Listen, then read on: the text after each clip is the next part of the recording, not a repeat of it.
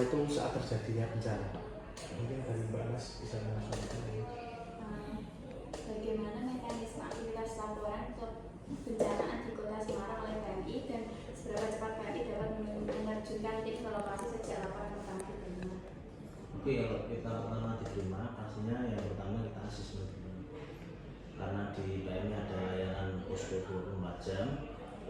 Itu setelah kita dapat informasi, kita langsung berangkat untuk asesmen.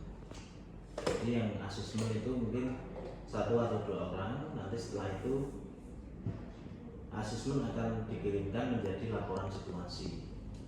Nah, laporan situasi ini nanti bisa diupdate ketika ada respon. Oh, ternyata di sana membutuhkan mungkin bahan sembako dulu atau terpal dan lain sebagainya. Itu nanti update-nya di lapsitnya.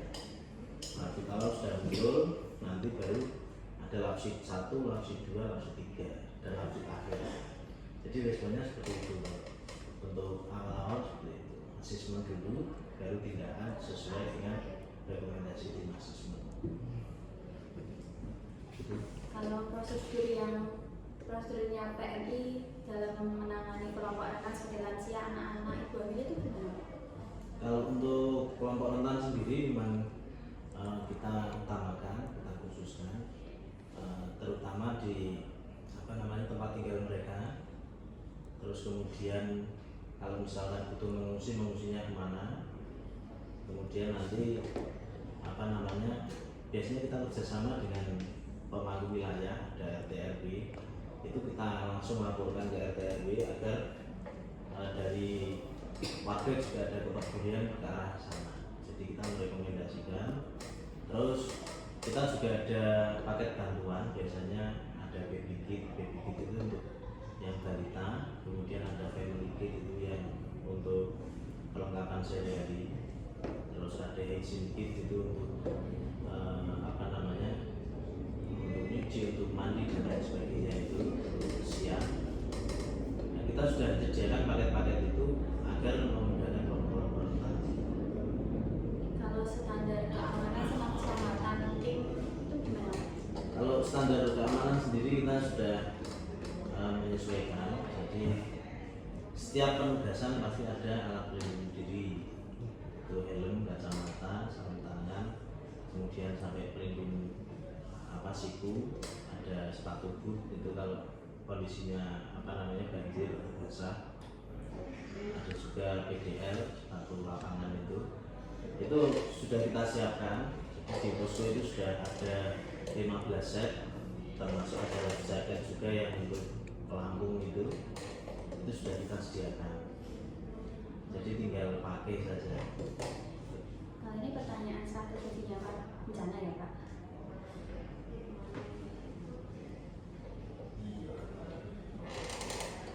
PMI itu punya program edukasi, pelatihan atau simulasi kebencanaan khusus untuk masyarakat di Kota Semarang nggak? Kalau pelatihan kita juga ada namanya SIBAT. SIBAT itu siaga bencana berbasis masyarakat. Itu kita sudah ada di 16 kelurahan di Kota Semarang. Terus ada juga di kecamatan juga. Itu setiap tahun kita ada latihan, kita ada simulasi, sampai yang pernah juga kita simulasi sampai membuat jalur evakuasi di daerah kelurahan tersebut. Ini masih bisa dilihat di Bendan-Buwur, kemudian di Wonosari itu daerah Mangkang itu sudah kita buatkan ada jalur evakuasi kawasan rawan banjir itu yang di Wonosari. Terus yang di Bendan-Buwur itu longsor, kawasan rawan longsor itu sudah ada titik kumpulnya, arahnya kemana, jalurnya kemana, itu sudah kita bentuk juga. Nah, itu selain SIBAT kita juga ada relawan perguruan tinggi, termasuk di BRIS juga ada, KSR BRIS, kemudian di yang lain-lain juga ada sekitar 17 unit di Kota Semarang. Itu setiap pendidikan mereka selalu mengadakan simulasi tanggap darurat bencana dengan pelayanan-pelayanan yang ada asesmen, ada dapur umum, ada RFL, Restoring Family Link itu, kemudian ada PSP, Physical Support Program, kemudian ada tim logistik dan distribusi, evakuasi dan lain sebagainya. Itu selalu kita simulasikan hampir di seluruh unit perguruan tinggi. Kalau untuk prosedur PMI dalam melakukan pendataan kerusakan dan kerugian itu ada?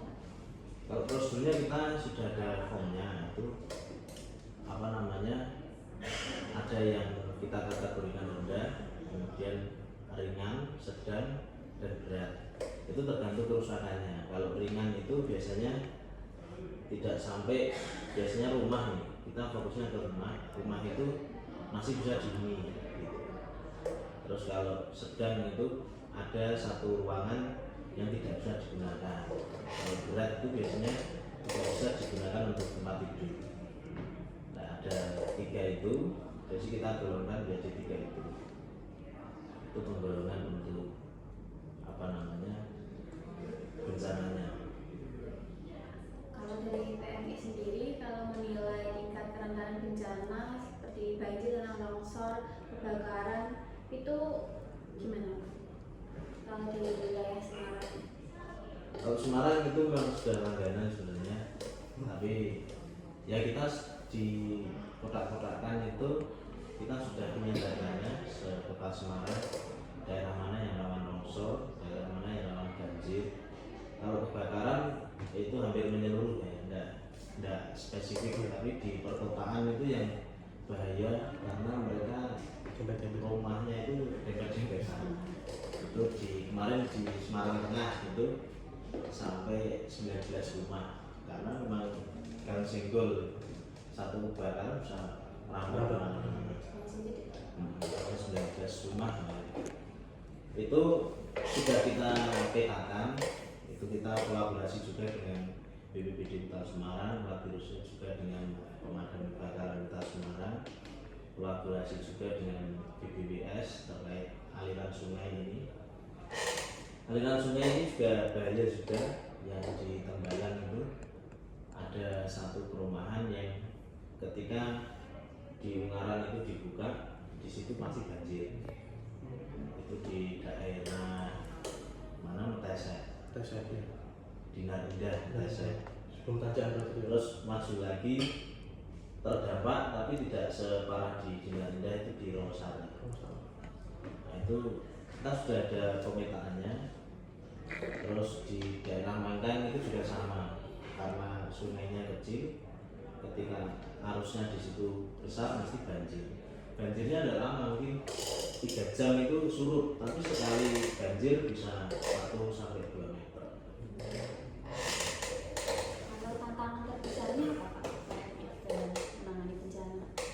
Tantangan terbesar jelas kita apa namanya, di personil ya lumayan lah, kita biasanya satu hari sekitar 50 personil bisa kita tugaskan, tapi personil banyak itu kan berarti kita juga harus memperhatikan keamanannya, itu keamanan di dalam aktivitas. Tapi itu selalu kita jaga, setiap pagi kita ada briefing, kemudian setiap malam kita ada evaluasi, jadi agar tertata di besoknya kegiatannya apa, terus yang satu hari itu ada evaluasi apa, itu selalu disampaikan di setiap harinya. Itu sih tantangan terbesar, lebih ke keamanan. Ada juga kendaraan, mungkin kendaraan, kita kendaraan itu yang sering dipakai bencana ada sekitar, ambulannya ada 4, kemudian mobil jenazahnya ada 2, motornya ada 2, kemudian mobil pickupnya ada 1.